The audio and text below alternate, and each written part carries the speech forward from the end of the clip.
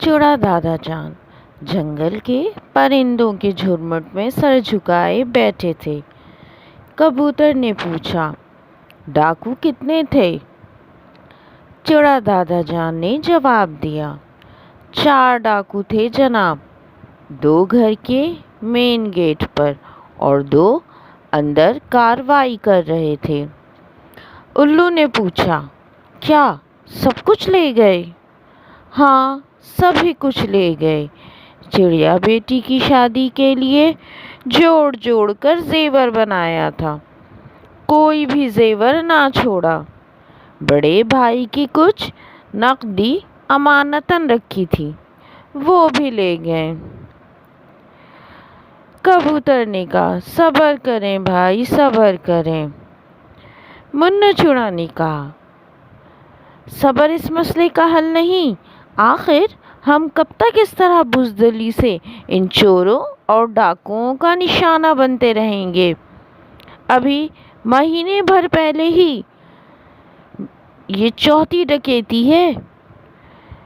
چڑیا نے کہا، بیٹا ہم کر ہی کیا سکتے ہیں، اس پستول کے آگے سبھی بے بس ہیں۔ منو چوڑا نے کہا، انکل زندگی اور موت تو اللہ کے ہاتھ میں ہے، بس ذرا دلیر بن جائیں تو پھر ہم سب کے گھر محفوظ ہو جائیں گے۔ غرض سب اپنی اپنی باتیں کر رہے تھے، آخر میں یہ طے پایا کہ چوڑا دادا جان کے گھر جمع ہو کر اس مسئلے کا کوئی حل نکالا جائے۔ شام کے وقت سب چوڑا دادا جان کے گھر جمع ہو گئے۔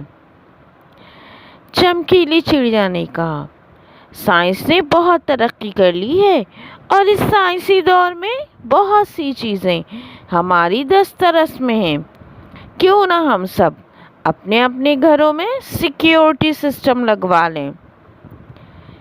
چڑا ابو نے کہا، لیکن جناب یہ سسٹم نہ صرف مہنگا ہے بلکہ یہ تو بنا ہی امیروں کے لیے ہے۔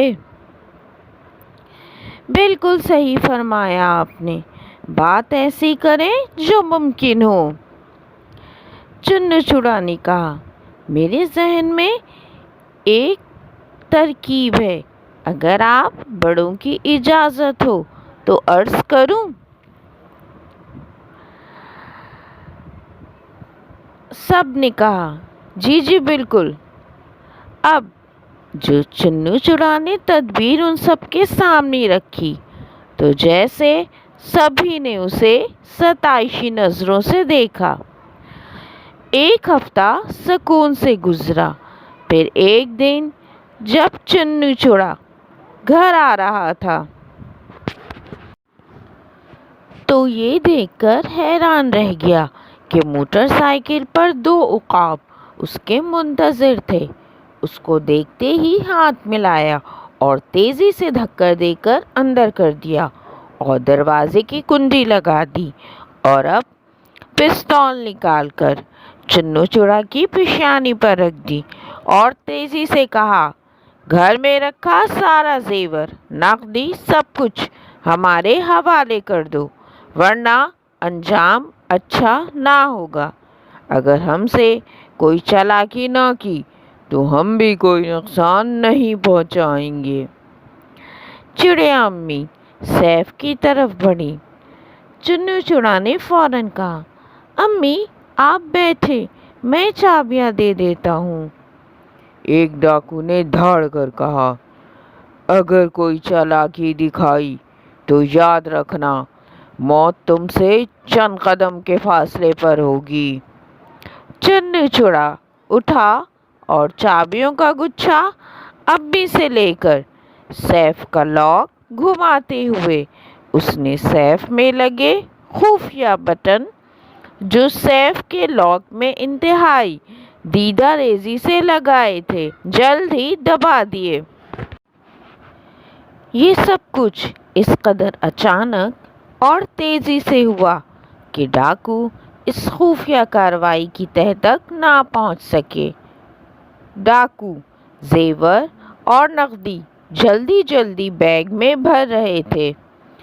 उधर चुन्नू चूड़ा का बजाया हुआ बटन पहले मैना आंटी, फिर कोयल आंटी और फिर यज्ञ बाद दीगरे महल्ले के 10 घरों में खतरे की घंटी की सूरत में बज रहा था और फिर चंद लम्हों में पुलिस पहुंच गई। कोयल ने पुलिस को इत्तला दे दी कि चुन्नू चूड़ा के घर से खतरे की घंटी बज रही है। उधर डाकू चीजें समेटते हुए इंतहाई इत्मीनान से बाहर की तरफ दौड़े। बाहर गाड़ी और एक बाइक में उनके साथी बैठे उनके मुंतज़िर थे। मगर ये क्या, एक तेज रफ्तार गोली ने उनके गाड़ी के टायर को बर्स्ट किया और अब स्कूटर का टायर भी बर्स्ट हो चुका था। जवाब में डाकुओं की फायरिंग से पूरा जंगल गूंज रहा था।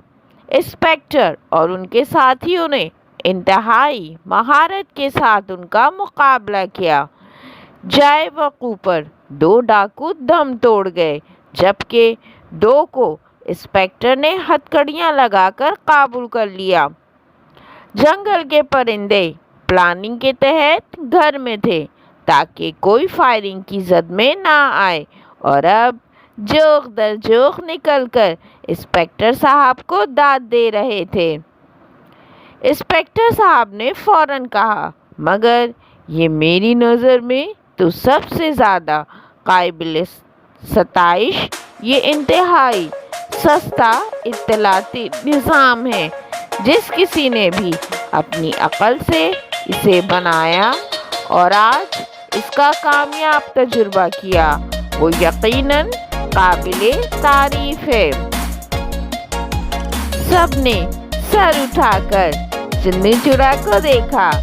चुन्नू चूड़ा सर झुकाए खड़ा था और जंगल के तमाम परिंदे पुरजोश अंदाज में उसे मुबारकबाद दे रहे थे। आप सब सलामत शादो आबाद रहें। फी अमान अल्लाह।